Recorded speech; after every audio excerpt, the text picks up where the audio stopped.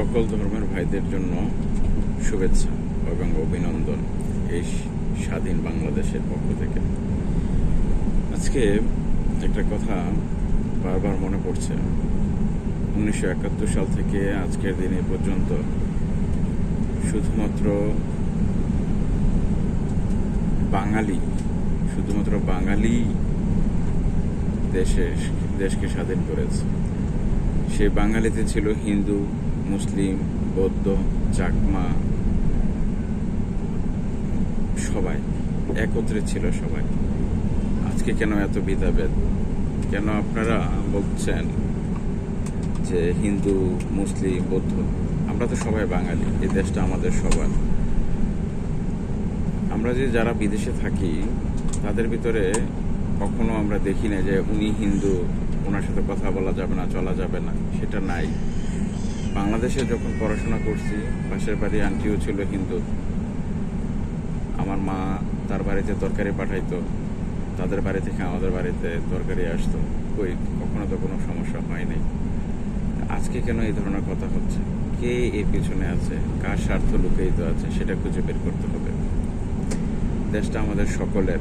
আপনি একটা চিন্তা করে দেখেন, এত ছোট একটি দেশ 17 কোটি মানুষ কিংবা তার কম বেশি মানুষ বসবাস করে। তাদের ভিতরে যদি অন্যায় বা এরকম লোভ লালসা থাকতো, তারা কখনোই কিন্তু একসাথে থাকতে পারতো না, বেঁচে থাকতে পারতো না। আপনি দেখেন যে এত ছোট দেশের ভিতরে সবাই মিলেমিশে আছে। আপনি আপনার প্রতিবেশীর সাথে কিরকম আচরণ করছেন, বা আপনার প্রতিবেশী আপনার সাথে কিরকম আচরণ করছে, সেটাই সত্য। আর মিডিয়াতে যা দেখাচ্ছে, তারা হচ্ছে একটি স্বার্থন্যাসী মহল। তারা প্রোপাগান্ডা চালাইয়া নিজের স্বার্থকে হাসিল করার চেষ্টা করতেছে। আর ভারতীয় মিডিয়াকে আমি একটা কথা বলতে চাই যে অন্যের দেশের ব্যাপারে নাক গলাবেন না। আমাদের বাংলাতে একটা কথা আছে যে নিজের গোয়ায় 10 মণ গু আরেকজনের বলে হুক্ত। নিজের পাশার দিকে তাকান, নিজের পাশা আগে পরিষ্কার করেন, ঠিক আছে? অন্যের কি করলো না করলো সেটা আপনার দেখার বিষয় না। ভারতে কি হচ্ছে সেটা নিয়ে আমাদের কোনো মাথা ব্যথা নেই। ভারতে প্রচুর পরিমাণ মানুষ নির্যাতিত হচ্ছে, মুসলিমরা নির্যাতিত হচ্ছে, কুরবানি দিতে পারতেছে না, মুসলিমদের মসজিদগুলো জ্বালাই দেওয়া হচ্ছে। আমরা এই ব্যাপারে কথা বলি না, কারণ এটা তাদের অভ্যন্তরীণ ব্যাপার, তারা এই ব্যাপারে কথা বলবে। ইভেন ভারতীয়রাও যদি আমাদের সাথে এই ব্যাপারে কথা বলতে আসে, আমরা বলি তোমরা আন্দোলন করো বা তোমরা শান্তিভাবে থাকো, এটা তোমাদের ব্যক্তিগত ব্যাপার।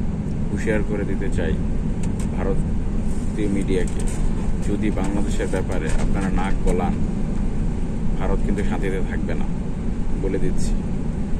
আপনারা বাঙালিকে চিনেন, কিন্তু ভালো করে চিনেন না, শুধু নামে চিনেন, কাজের বেলায় চিনেন না। এমন মনন কামড় দেব যে ভারত তছনছ হয়ে যাবে। হুঁশিয়ার করে দিতে চাই।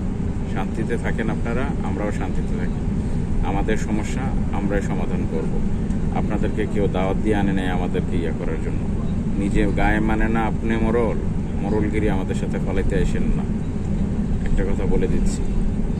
আর বাংলাদেশের ভিতরে যারা এখন এই যে চুরি ডাকাতি এগুলোর সাথে জড়িত আছেন, আমি হুঁশিয়ার করে দিতে চাই আপনারা এমন কিছু করবেন না যে জীবন দিয়ে সেটা পরিশোধ করতে হয়। ছাত্র জনতা কিন্তু জীবনের মায়া করে না, দিতেও জানে, নিতেও জানে।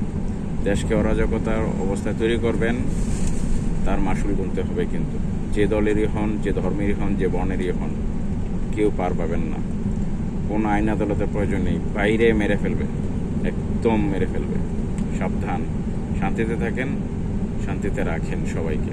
ভালো থাকবেন। আল্লাহ হাফেজ।